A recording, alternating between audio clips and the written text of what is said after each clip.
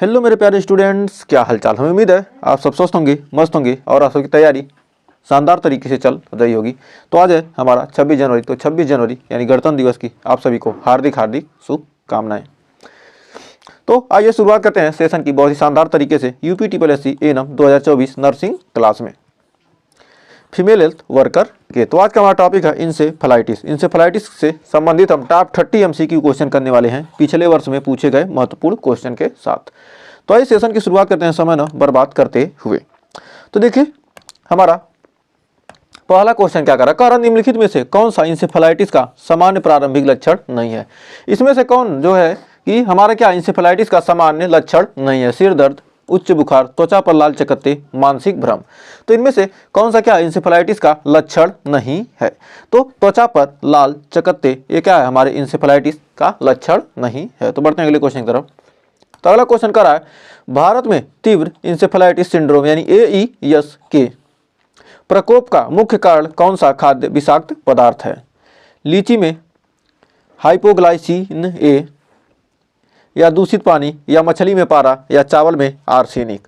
तो कह रहा है तीव्र इंसेफेलाइटिस सिंड्रोम मतलब तीव्र इंसेफेलाइटिस सिंड्रोम AES के प्रकोप का मुख्य कारण कौन सा खाद्य पदार्थ है। तो कौन सा खाद्य पदार्थ है, लीची में हाइपोग्लाइसिन A। लीची में क्या जो हाइपोग्लाइसिन A है वह क्या तीव्र इंसेफेलाइटिस सिंड्रोम का प्रकोप का क्या मुख्य कारण है। नेक्स्ट कर herpes simplex virus. Herpes simplex virus type 1 में से संबंधित इंसेफेलाइटिस किस आयु वर्ग में अधिक सामान्य है। तो किस आयु वर्ग में क्या है ज्यादा होता है, नवजात में, किशोर में, वयस्क में, बुजुर्ग में। तो बीमारी किस में होती है, तो हमारा राइट आंसर होगा ऑप्शन नंबर सी, वयस्क में। तो बढ़ते हैं अगले क्वेश्चन की तरफ। कह रहा है इंसेफेलाइटिस से प्रभावित रोगियों में दौरे यानी सीजर्स के प्रबंधन के लिए किस दवा का उपयोग किया जाता है। डाइक्लोफेनाक, या फेनाइटोन टोइन, या एमाक्सिलिन, या पैरासीटामॉल। तो कह रहा इंसेफेलाइटिस से प्रभावित रोगियों में दौरे के प्रबंधन के लिए किस दवा का उपयोग किया जाता है। तो दौरे से प्रबंधन के लिए फेनाइटोइन दवा का उपयोग किया जाता है। तो बढ़ते हैं पांचवें क्वेश्चन की तरफ। तो देखिए पांचवा क्वेश्चन क्या कर रहा है, कह रहा किस प्रकार का इंसेफेलाइटिस मस्तिष्क के बेसल गैंग्लिया को प्राथमिक रूप से प्रभावित करता है। जापानी इंसेफेलाइटिस, हर्पिस सिंप्लेक्स इंसेफेलाइटिस, या वेस्ट नाइल वायरस इंसेफेलाइटिस, या एटेरो वायरस इंसेफेलाइटिस। तो यहाँ पर पांचवे का राइट आंसर हो जाएगा ऑप्शन नंबर ए, जापानी इंसेफेलाइटिस। तो कह रहा इंसेफेलाइटिस मस्तिष्क के बेसल गैंग्लिया को प्राथमिक रूप से क्या करता है, प्रभावित करता है। कौन, जापानी इंसेफेलाइटिस। नेक्स्ट कह रहा एटेरोवायरल इंसेफेलाइटिस का प्रसार मुख्य रूप से किस माध्यम से होता है। रक्त, दूषित जल, संक्रमित जानवर, मच्छरों के काटने से।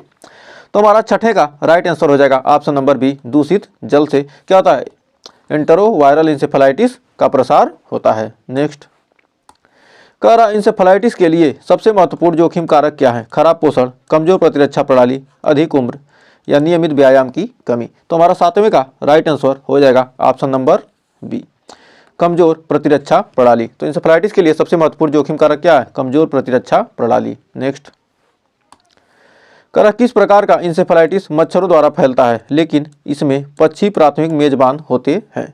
वेस्ट नाइल इंसेफेलाइटिस, या जापानी इंसेफेलाइटिस, या herpes simplex encephalitis, rabies encephalitis. तो हमारा आठवें का राइट आंसर क्या हो जाएगा, तो option number A, West Nile encephalitis. Next कह रहा इंसेफेलाइटिस का निदान करने के लिए EEG का उपयोग क्यों किया जाता है। दौरे की गतिविधि का आकलन करने के लिए, मस्तिष्क की संरचना देखने के लिए, संक्रमण की पहचान के लिए, रक्त प्रवाह मापने के लिए। तो हमारा नौवें का राइट आंसर क्या हो जाएगा, तो नौवें का right answer option number A, दौरे की गतिविधि का आकलन करने के लिए। इंसेफेलाइटिस का निदान करने के लिए EEG का उपयोग क्यों किया जाता है, दौरे की गतिविधि का आकलन करने के लिए। तो बढ़ते हैं अगले क्वेश्चन की तरफ। तो 10वां क्वेश्चन देखिए रहा है, जापानी इंसेफेलाइटिस के टीके का नाम क्या है। JEV6, JEEVAC, या JEVAC, या JECON। तो हमारा 10वें का राइट आंसर क्या हो जाएगा, तो 10वें का राइट आंसर हो जाएगा option number C, JEVAC, JEVAC,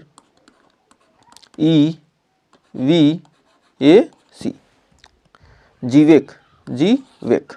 तो जापानी इंसेफेलाइटिस के टीके का नाम क्या है? जी-वेक यानी GEVAC। नेक्स्ट, कह रहा है इंसेफेलाइटिस के दौरान ग्लूकोज स्तर में कमी किससे संबंधित है? बैक्टीरियल इंसेफेलाइटिस या वायरल इंसेफेलाइटिस या फंगल इंसेफेलाइटिस या किसी प्रकार के इंसेफेलाइटिस। कह रहा है इंसेफेलाइटिस के दौरान ग्लूकोज स्तर में कमी किससे संबंधित है? तो ग्लूकोज स्तर में कमी किससे संबंधित है? तो हमारा हो जाएगा option number A, bacterial encephalitis में क्या होता है? ग्लूकोज स्तर में क्या होती है? कमी हो जाती है। तो 11 का ऑप्शन नंबर ए। तो बढ़ते हैं 12वें क्वेश्चन तरफ। तो 12वां क्वेश्चन कर रहा है हर्पिज सिंप्लेक्स इंसेफेलाइटिस में मृत्यु दर को कम करने के लिए कौन सी दवा दी जाती है? एमॉक्सिलिन या एक्विक्लोविर या एजिथ्रोमाइसिन या डॉक्सीसाइक्लिन। तो हमारा 12वें का राइट आंसर क्या हो जाएगा? एसिक्लोरोवीर। तो एसिक्लोरोवीर यानी ऑप्शन नंबर बी हो जाएगा सही। तो बढ़ते हैं 13वें क्वेश्चन की तरफ। इंसेफेलाइटिस के गंभीर मामले में वेंटिलेटर का उपयोग क्यों किया जाता है? हृदय गति बढ़ाने के लिए, श्वसन विफलता को रोकने के लिए, मस्तिष्क को ठंडा रखने के लिए, ब्लड प्रेशर को कम करने के लिए। तो हमारा 13वें का राइट आंसर हो जाएगा ऑप्शन नंबर बी, श्वसन विफलता को रोकने के लिए। तो बढ़ते हैं अगले क्वेश्चन की तरफ। तो अगला क्वेश्चन देखिए क्या कर रहा है इंसेफेलाइटिस से संबंधित गिलियन बैरे सिंड्रोम किस प्रकार की जटिलता है? ऑटो इम्यून जटिलता, वायरल संक्रमण, बैक्टीरियल संक्रमण या फंगल संक्रमण। तो हमारा 14वें का राइट आंसर हो जाएगा option number A, auto immune जटिलता। तो बढ़ते हैं अगले क्वेश्चन तरफ। लंबर पंक्चर के दौरान CSF में सफेद रक्त कोशिकाओं की उच्च मात्रा किसका संकेत देती है? बैक्टीरियल संक्रमण, वायरल संक्रमण, फंगल संक्रमण, सभी प्रकार के संक्रमण। तो हमारा 15वें का राइट आंसर हो जाएगा ऑप्शन नंबर डी, सभी प्रकार के संक्रमण। नेक्स्ट, मस्तिष्क के किस हिस्से में सूजन होने पर बोलने और स्मृति पर असर पड़ता है? Frontal lobe, temporal lobe, parietal lobe या ओसिपिटल लोब। तो कह रहा मस्तिष्क के किस हिस्से में सूजन होने पर बोलने और स्मृति पर असर पड़ता है? तो हमारा 16वें का राइट आंसर हो जाएगा option number B, temporal lobe में क्या होगा? सूजन होने पर बोलने और स्मृति पर असर पड़ता है। नेक्स्ट, कह रहा ऑटो इम्यून इंसेफेलाइटिस के उपचार के लिए किस प्रकार की थेरेपी आवश्यक होती है? Antibiotics, immunotherapy, physiotherapy, radiotherapy. तो कह रहा ऑटो इम्यून इंसेफेलाइटिस के उपचार के लिए किस प्रकार की थेरेपी क्या होती है? आवश्यक होती है। तो हमारा 17वें का राइट आंसर होगा option number B, immunotherapy. Next, कह रहा तीव्र इंसेफेलाइटिस सिंड्रोम यानी AES के सबसे अधिक मामले भारत में किस राज्य में देखे गए? महाराष्ट्र में, उत्तर प्रदेश, तमिलनाडु, पश्चिम बंगाल। तो किस में देखे गए? उत्तर प्रदेश।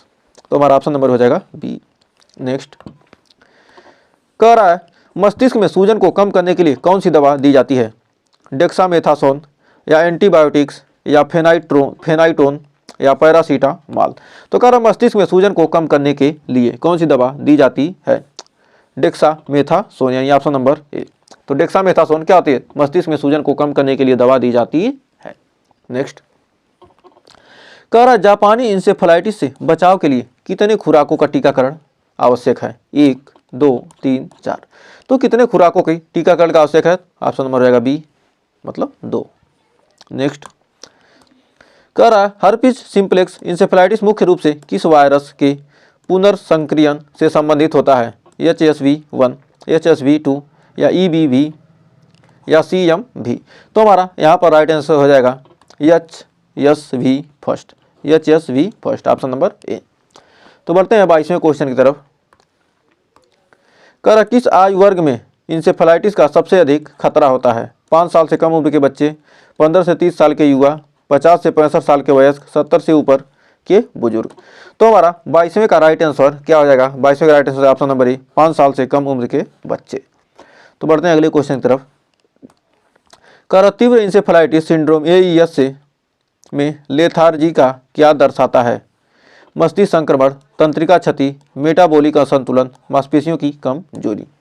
तो हमारा 23वें का राइट आंसर हो जाएगा ऑप्शन नंबर ए, मस्तिष्क संक्रमण। ऑप्शन नंबर ए हो जाएगा मस्तिष्क संक्रमण। नेक्स्ट, कह रहा जापानी इंसेफेलाइटिस वायरस को फैलाने वाले मच्छरों का प्रजनन किस स्थान पर अधिक होता है? ठहरा हुआ पानी, बहता पानी, कचरा, सूखी मिट्टी। तो हमारा राइट आंसर क्या हो जाएगा? तो 24वें का राइट आंसर हो जाएगा ऑप्शन नंबर ए, ठहरा हुआ पानी। क्या है? जापानी इंसेफेलाइटिस वायरस को फैलाने मतलब मच्छरों को प्रजनन किस स्थान पर होता है? ठहरे हुए पानी में ही होता है, जो जापानी इंसेफेलाइटिस जो मच्छर फैलाते हैं। नेक्स्ट, कह रहा इंसेफेलाइटिस के उपचार में एंटीपीरेटिक्स का उपयोग क्यों किया जाता है? इंसेफेलाइटिस के उपचार में एंटीपीरेटिक्स का उपयोग क्यों किया जाता है? मस्तिष्क की सूजन को कम करने के लिए, बुखार कम करने के लिए, संक्रमण को रोकने के लिए, या प्रतिरक्षा प्रणाली को मजबूत करने के लिए। तो एंटीपीरेटिक्स का उपयोग क्यों किया जाता है? तो एंटीपीरेटिक्स का उपयोग इसलिए किया जाता है कि बुखार को कम किया जा सके, तो बुखार को कम करने के लिए किया जाता है। नेक्स्ट, कह रहा भारत में इंसेफेलाइटिस के लिए कौन सा टीका यूनिवर्सल इम्यूनाइजेशन प्रोग्राम यूआईपी के तहत दिया जाता है? BCG, JE vaccine, DPT, polio vaccine. तो हमारा भारत में इंसेफेलाइटिस के लिए कौन सा टीका यूनिवर्सल इम्यूनाइजेशन प्रोग्राम यूआईपी के तहत दिया जाता है? तो हमारा 26वें का right answer option number B, JE vaccine. Next, 27वां क्वेश्चन कह रहा निम्नलिखित में से किस स्थिति में इंसेफेलाइटिस का खतरा अधिक बढ़ सकता है? मधुमेह, कुपोषण, हृदय रोग, उच्च रक्तचाप। तो हमारा 27 का हो जाएगा ऑप्शन नंबर बी, कुपोषण। नेक्स्ट, कह रहा तीव्र इंसेफेलाइटिस सिंड्रोम एईएस के मामले में मृत्यु दर किससे जुड़ी होती है? जल्दी निदान और उपचार की कमी, संक्रमण की गंभीरता, प्रतिरक्षा प्रणाली की प्रतिक्रिया, या उपयुक्त सभी। तो हमारा 28 का right answer option number D. ये सारी कमी के कारण क्या आती है? इनसे तीव्र इंसेफेलाइटिस सिंड्रोम में क्या आती है? मृत्यु हो सकती है। नेक्स्ट, कर इंसेफेलाइटिस के रोगियों में न्यूरोलॉजिकल जटिलताओं को रोकने के लिए क्या महत्वपूर्ण है? दवा प्रबंधन, पोषण, शारीरिक गतिविधि, समय पर निदान। तो हमारा 29वें का राइट आंसर हो जाएगा क्या? ऑप्शन नंबर डी, समय पर निदान। क्या करेगा? न्यूरोलॉजिकल जटिलताओं को रोकने के लिए क्या महत्वपूर्ण है। नेक्स्ट और लास्ट, हमारा आज का लास्ट क्वेश्चन है इंसेफेलाइटिस के लिए कौन सा वातावरण उच्च जोखिम प्रदान करता है? ठंडा और सूखा, गर्म और आर्द्र, पहाड़ी क्षेत्र, रेगिस्तान क्षेत्र। तो हमारा 30वें का राइट आंसर हो जाएगा ऑप्शन नंबर बी, गर्म और आर्द्र। तो हमें उम्मीद है ये सारे क्वेश्चन आपको अच्छे से क्लियर हो गए होंगे। और 30 क्वेश्चन में आपके कितने क्वेश्चन सही हुए कमेंट में हमें ज़रूर बताइएगा। और सेशन को यदि क्या करें, यदि अच्छा लगा हो तो सेशन को क्या करिए, थोड़ा सा लाइक कर दीजिए और शेयर कर दीजिए। लाइक और शेयर ही हमें क्या करेगा? मोटिवेट करता है और आपके लिए बेहतर से बेहतरीन कंटेंट प्रोवाइड कराने में क्या करता है? मदद करता है। तो आप थोड़ा सा लाइक शेयर कर दीजिए, क्योंकि लाइक शेयर का तो पैसा तो लगने वाला नहीं है। तो यदि चैनल को अभी तक सब्सक्राइब नहीं किया तो सब्सक्राइब कर दिए, जिससे क्या हो आगे की जो भी वीडियो आने वाली हैं उसकी नोटिफिकेशन मिल सके। तो मिलेंगे नेक्स्ट वीडियो में कुछ और टॉपिक के साथ, कुछ और क्वेश्चन के साथ। तब तक के लिए टेक केयर।